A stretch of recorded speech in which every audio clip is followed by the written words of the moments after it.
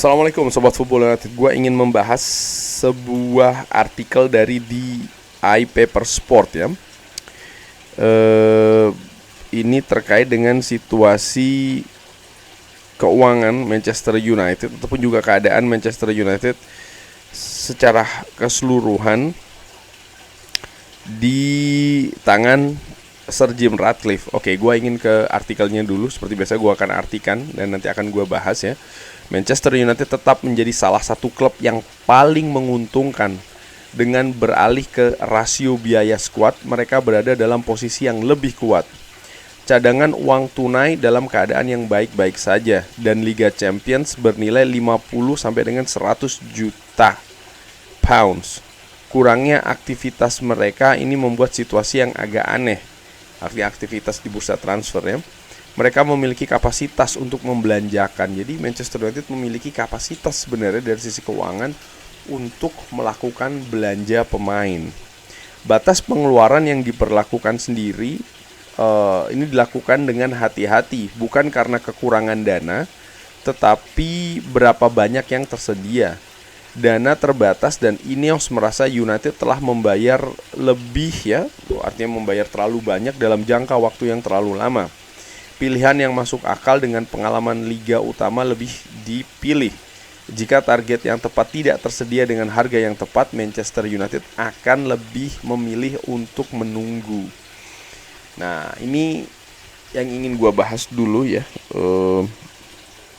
terkait dengan keadaan Manchester United ini sebelum gue beralih ke ke paragraf selanjutnya, bahwa Manchester United punya sebenarnya amunisi keuangan yang cukup bagus di bursa transfer kali ini.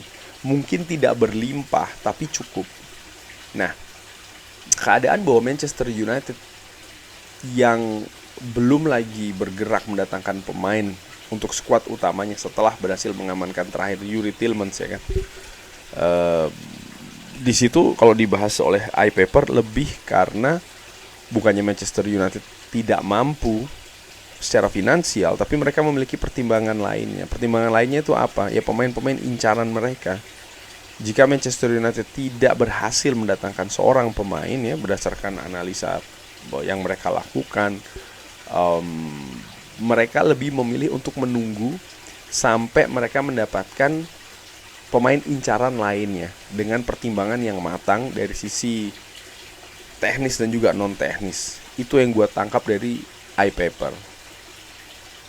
Berita di iPaper tadi itu ya. Dan kalau memang seperti itu, ya ini merupakan sebuah proses ataupun langkah yang berbeda dari yang Manchester United lakukan atau manajemen Manchester United lakukan dalam periode-periode sebelumnya, di mana sering sekali Manchester United, tadi juga dibahas di artikel tersebut ya, overspending, terlalu banyak mengeluarkan uang ketika mendatangkan pemain, baik itu biaya transfernya ataupun juga gajinya. Dan ini yang tidak ingin dilakukan oleh manajemen saat ini. Mereka tidak ingin yang penting datang, enggak. Jadi mindsetnya ataupun ya sikapnya adalah dalam bursa transfer 2 tahun ini, tahun lalu pun juga sudah dilakukan ya oleh manajemen yang sama, yaitu adalah mendatangkan pemain yang tepat, yang memang diinginkan, direncanakan. Itu pemain yang direncanakan. Dan kalau pemain yang direncanakan itu tidak tersedia lagi, misalnya Manchester United kalah bersaing dengan klub lain ya, maka klub lebih memilih untuk menunggu sampai memang ada pemain yang memang direncanakan untuk didatangkan lagi. Dan itu mereka terus-menerus melakukannya dengan melakukan analisa, mencek ya keadaan di market seperti apa. Dan menurut gue ini positif gitu loh. Manchester United tidak terburu-buru. Mereka lebih matang, dan memang keadaan ini yang akhirnya membuat situasi mungkin terasa lambat ya dalam Manchester United bergerak di bursa transfer kali ini. Dan semoga tidak bergulir ke situasi yang namanya panik buying ya. Gua harapkan tidak, dan nampaknya memang tidak sih. Karena kalau melihat periode-periode sebelumnya, nampaknya memang yang penting ada, yang penting hadir, yang penting datang pemain baru. Dan tidak peduli pemain itu profilnya seperti apa, harganya berapa, apakah nanti pas atau tidak, apakah betul-betul diinginkan oleh manajer atau tidak, seperti apa, yang penting datang. Ada aktivitas yang aktif di bursa transfer, lebih ke arah sana.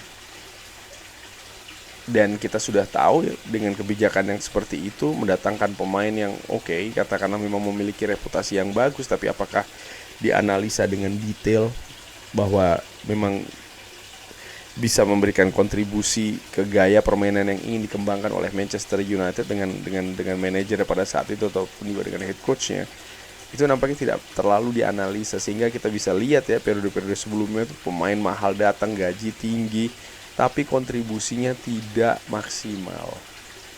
Dan ya tidak ada salahnya memang akhirnya manajemen baru saat ini mengganti gaya tersebut. Apakah akan berhasil kita lihat ya, tapi yang jelas menurut gue Manchester United belum bisa dibilang selesai di bursa transfer kali ini, karena gue tetap berharap Manchester United tetap mendatangkan pemain, karena ada pos-pos, ada posisi-posisi yang memang butuh penguatan.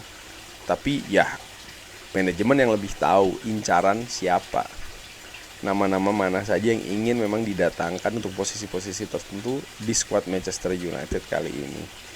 Dan pemotongan, gue lanjutkan ya, pemotongan biaya dan yang dilakukan oleh pendekatan Sir Jim Ratcliffe adalah melakukan pemotongan biaya. Penghasil yang terbesar adalah Casemiro dan juga Jadon Sancho yang telah dilepaskan, mendapatkan lebih dari 1 juta pounds per pekan dari gaji yang sangat besar. Tetapi juga ada bonus dari tampilan Manchester United di Liga Champions yang telah memberi banyak pemain ya, artinya kenaikan gaji sebesar 25%. Manchester United telah menawarkan gaji premium terlalu lama dan tidak dapat meningkatkan pengeluaran sampai biaya ini terkendali dengan lebih baik. Artinya Manchester United tidak bisa lagi memberikan tawaran-tawaran gaji fantastis sampai mereka bisa melakukan struktur ulang pengeluaran operasional Manchester United, termasuk juga biaya gaji.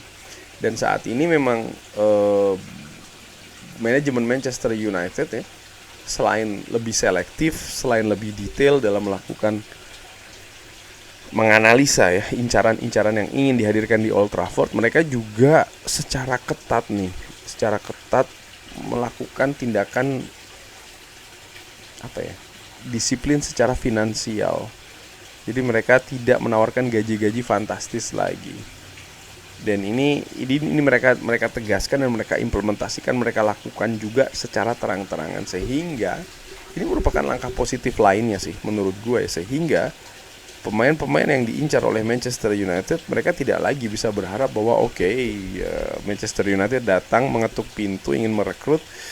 Mereka mungkin nama-nama tersebut dianalisa sesuai ya, dengan yang Manchester United inginkan secara teknis, lalu mereka berharap mereka akan mendapatkan gaji yang luar biasa besar dan lupakan, forget it. Manchester United tidak seperti itu lagi. Dan apakah kebijakan yang diambil oleh Ineos ini, manajemen baru dari Manchester United ini bagus ataukah positif ataukah seperti apa, waktu yang akan menjawabnya menurut gua. Di periode kemarin sukses bisa membawa Manchester United ke 3 besar, tapi kan perjalanan tidak berhenti di sana. Ada tantangan tadi untuk musim ini. Tadi disebutkan bahwa gaji para pemain Manchester United naik 25% karena Manchester United berlaga di Eropa lagi. Ini merupakan juga sebuah keadaan yang manajemen baru harus hadapi dan cari solusinya. Bagaimana operasional Manchester United tetap baik, tetap positif di situasi-situasi seperti ini sangat menarik sih menurut gue. Tapi ya tadi berarti dalam situasi bursa transfer Manchester United kali ini, walaupun ada beberapa pemberitaan yang menyebutkan bahwa Manchester United ini keuangannya ketat dan lain-lain, termasuk juga yang beberapa kali gue sampaikan di channel ini, tapi dari apa yang disebutkan oleh di Air Paper Sport, ternyata tidak demikian. Manchester United tetap memiliki kemampuan belanja yang cukup bagus. Mungkin tidak secara besar-besaran, tapi mereka cukup sebenarnya untuk melakukan pengeluaran. Dan saat ini yang membuat mereka seakan-akan terlihat lambat adalah ya target-target yang mereka ingin incar itu mereka betul-betul ingin datangkan yang mereka rencanakan. Jadi mereka sedang dalam tahap seperti itu. Kalau dari yang gue tangkap ya dari artikel di iPaper ini. Tapi bagaimana mau Sobat Football United? Seperti biasa silakan drop di kolom komen. Terima kasih sudah menyaksikan. Jangan lupa like, share, dan juga subscribe. Wassalamualaikum warahmatullahi wabarakatuh. Thank you.